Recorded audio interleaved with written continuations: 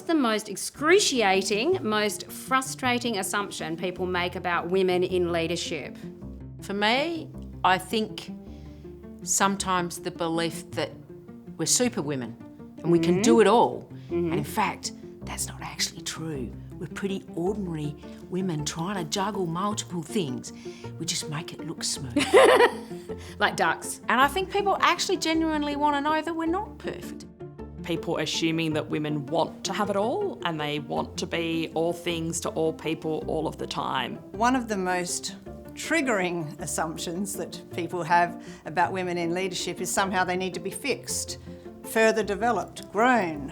So many women have so many great skills and great knowledge that they can bring to the table, but sometimes they just need an opportunity, another experience, another way to showcase and shine and show what they've got to offer. So, what progress for women are you most proud of and that you've had a hand in? I remember when I first started, way back 40 odd years ago, I was really only often the only female in the room. In the Department of Primary Industries and Regional Development, we have a predominant female executive. I've never had that before. And to me, the really important point is that they've all been selected on merit. My proudest moment as a leader was when I set up WA's first mother and baby unit, and that's a mental health unit for mums going through postnatal anxiety, depression. And the reason I was so proud is because it was built, designed, developed by women for other women who were their most vulnerable. What I'm most proud of is seeing across the WA public sector women really standing up, really taking their space, being more comfortable, more proactive about being women in leadership. I really love to see that, particularly young women. We serve the Western Australian public and hey, half of them are women.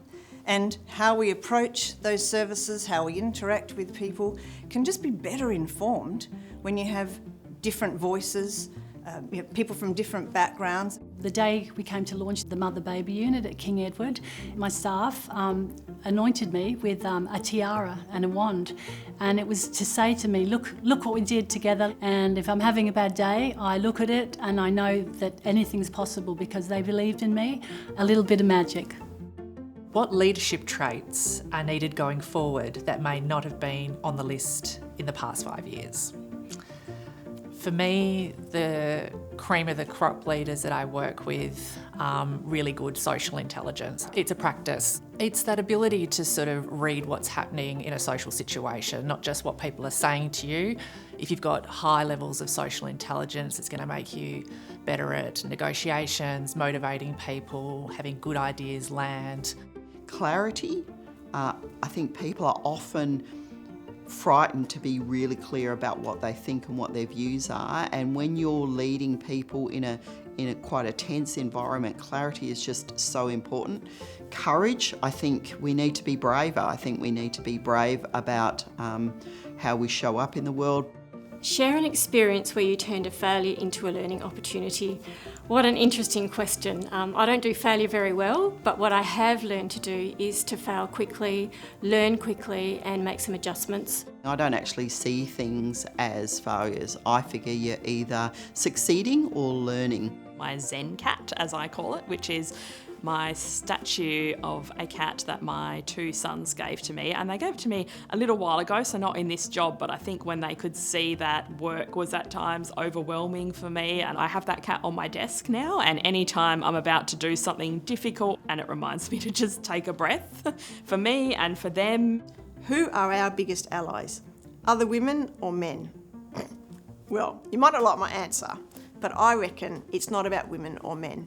Anybody that you feel comfortable and safe with is an ally to you. I have two amazing women leaders who were in my life and helped shape who I am today. In my career though, I have to say it's been mostly men who've believed in me, who have helped me take that next step forward. For me, it's not a question of male colleagues, female colleagues. I think there's a whole lot of situations where diversity is just a really powerful way forward. So I will definitely hold my male colleagues to account, but I'll also hold my female colleagues, and other genders to account as well. So my symbol of success is a gold coin mounted in a wood block. It was given to me by a friend, colleague, and a person who was my boss actually for nearly 10 years. And we worked together in an unlikely duo. We would always have open arguments with each other about who was right in relation to the facts of a matter. When I was sure of myself, which I often was, I would say, do you want to bet? I bet you $1. Towards the end of our working relationship, 3 weeks before he retired, he had a bet with me and I lost. It was the first time I'd ever lost the bet. So he mounted the gold coin on his retirement and gave it to me as a memory of our relationship. At what point did you realise you were growing professionally to become a leader? Or did it just dawn on you when you woke up one day?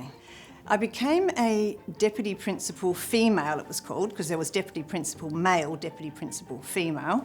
Go figure. I knew that the deputy principal male had the keys to the storeroom, organised the camps, organised the athletics carnivals, all the great stuff, and I wanted a bit of that.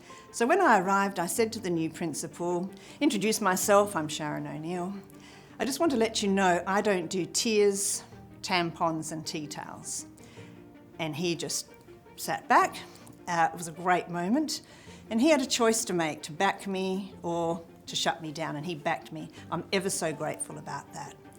But the most important thing about that story is really the reactions I got from people to that. Women said to me, you're so courageous, how did you get the confidence? And a lot of men thought I was going out of my lane or thought I was a bit cheeky. And so it was in that moment that I kind of understood that perhaps I saw the world a little differently. So my symbol is a stethoscope, and the reason for that is because that's where my leadership journey, my whole life starts. So right from being a little girl, I just wanted to be a doctor. As my stethoscope represents my purpose, I would really encourage others to find their purpose and their passion. Do you feel the pressure to excel at everything, career, family and beyond? I think the short answer to that is yes. When you're a working mum, when you're at home, you feel like you should be at work. When you're at work, you should feel like you should be at home. And that's what I would say to my younger colleagues. I get it, you're trying to get to work, get a child to school, you might be on your own. It's just hard most of the time, the big juggle, as they say. Well, I think we all feel pressure. I think everyone feels pressure, but the pressure helps to drive performance and the pressure helps to push me along in the world. And I was very, very close to my grandfather. And my grandfather was a very senior public servant in the Australian Bureau of Statistics. He supported all of us. And I left for Canberra. I was very lucky to get a graduate position in Federal Treasury. And I came back a couple of months later for my graduation. And I said to my mum the night before from Canberra, we're going to go straight from the airport to see my grandpa. But when I landed and saw my mother's face, I knew that he had passed away that night. I never doubt how proud he was of me, but I never had that moment to really share with him. But he stays with me always in my heart. When were you underestimated because of your gender? Sorry to disappoint everyone, but even as a woman, being underestimated still happens when you're accomplished and have a proven track record. But certainly one time I can definitely remember is when I returned from maternity leave. I didn't go back to the high-pressured, frontline, pointy job that I loved. I returned to a back office role, which I can only presume was thought to be more in line with my capacity as a new mum. So what's something you've had to sacrifice to reach your position? Whew, it's a big question. I think in short, as a long-term senior public servant, sacrificed many things, unfortunately. But I learnt very early to prioritise what was going to be important in my children's upbringing. Teacher-parent interviews, didn't miss any of them. They were always quite fascinating. And my favourite was I spent 6 years as a Cub Scout leader, so I could always be with my children through that journey. It's actually an easy question to answer because I have sacrificed my family most of the time to work. and to do what I love to do. Fortunately, I have a very resilient and well-rounded son who's emerged from a very busy life. He has never hesitated to support me, and for that I'm very grateful. So my symbol is a card that my daughter gave to me when she graduated from year 12, and it has a little saying on it called, "I'm a strong woman because a strong woman raised me." It's very special. It represents a long journey that I've been on. What does the next generation of female leaders need to know that you didn't, so that I didn't, until I started in this position? That's a pretty straightforward one for me, but often the penny doesn't drop. We are in the business of people. We are about influencing, be able to stand in other shoes, realise that everybody has a story. You don't know what happened to that person 5 minutes ago or 5 years ago. To know that you've got so many people cheering you on, and sometimes you don't realise that until you get there. Focus on the positives and not let our inner voice talk ourselves into thinking that, you know, we're less than what we are, or that everybody's thinking less of us, because they're not. We actually have control over those thoughts, and we can turn them off, turn them down. So my symbol of success is this card, which represents all the lovely cards and notes that I've received, mostly from women who I've led or worked with over the years who've gone on to do bigger and better roles elsewhere. The lesson for me out of this is, you know, get on with doing the big things, but don't forget about doing the small things while you're at it. What's been your mantra that's been effective for supporting other women in the workplace? Mantra. Find a friend. Find a friend. Find a friend. I think, you know, throughout my career, I think like many of us, you know, we've had really great mentors, we've had great people to look up to, blokes and women, but I wouldn't be without a female friend to call, to exchange what's happening, to support each other. It's sometimes a really tough gig, Yeah, and I wouldn't be without you. Yeah, me too. You take my calls all the time. You always take my calls. When you come from a little country town, I know I stand on the shoulders of many people before me, so it's important to me that I help people and lift people up as well. You can have everything, but from my perspective, you can't always have it at the same time. So this little yo-yo, and I have a collection of them, means an awful lot to me. It always reminds me of, I guess, my journey and where I've come from the sort of kid in Armidale, but it also reflects the ups and downs. Main message from this, always remember where you've come from and reflect on you know, where you've got to as well. Have you ever felt like you couldn't show vulnerability as a leader? Showing vulnerability has been one of the most difficult things I've had to manage in my leadership journey. I find it really hard to be vulnerable, but it's so important to show that you're human. And I think, especially as a woman, that pressure's even more there to not appear dramatic or emotional. But you're right, being human and being your authentic self is really the way to go. You need to ensure that you're in a safe space to be able to show that vulnerability, and you need to make sure that the people that you're sharing that vulnerability with are people that you trust. That said, I'm a massive believer in people using their life experience. I was born on a farm, quite a way out of a really small country town in Wheatbelt, WA. My family had lots of issues with money, lots of issues with my father returned from the Vietnam War and had some issues associated with that. And things weren't great for me when I was growing up.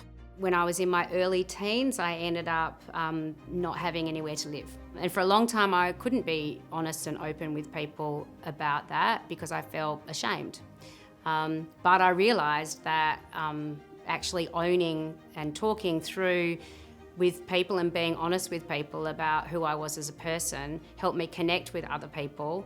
And it also gave me all of these blessings, if you will, in my life that now I can use in the work that I do. 2021, I lost my house in the Wooroloo bushfire. We were in COVID lockdown and I was at home at the time on a conference call trying to sort out PPE for the community services sector. And yes, I was one of those people who walked out in the clothes that they had on and took nothing and lost everything. One of the things I lost was my mother's CWA cookbook, which was given to her at her kitchen tea in 1966 and signed by all the members of the Walkaway CWA. I was actually really lucky that my cousin reached out to me and said, was there anything that I lost that she could replace? So my cousin actually purchased a book for me. I guess the important message of that was, no matter how important your job is and no matter the work that you're doing, you do have to be okay for you and your family first. Who inspires you to keep pushing for change? Well, that would absolutely have to be my mum. My mum was an Italian child migrant from the 1950s, so definitely a career and going to university, for instance, was never on the table for my mum. My mum would absolutely have thrived and loved a professional career, but instead she just poured in all her energy into my sister and I to give us every opportunity to do what we wanted to do. So thank you, Mum. Thanks for everything you did for my sister and I, and you can take pleasure out of all our achievements. So thank you, thank you. So mine is more a symbol of inspiration rather than success, and what it is a photo, quite an old photo, of myself and my son on a beach together many years ago.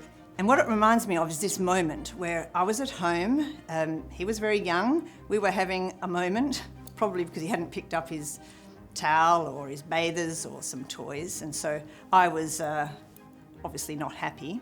And he turned around and he put his hands on his hips and he said to me, "You're not the Director General here, you know." And it really took me back because my worlds were crossing. And it reminded me that I am 100% replaceable at work, and I am 100% irreplaceable to those people that matter to me the most and who support me and back me and who are behind me.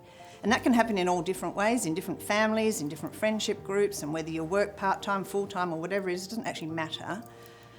But for me, it's a constant reminder that I walk in several worlds.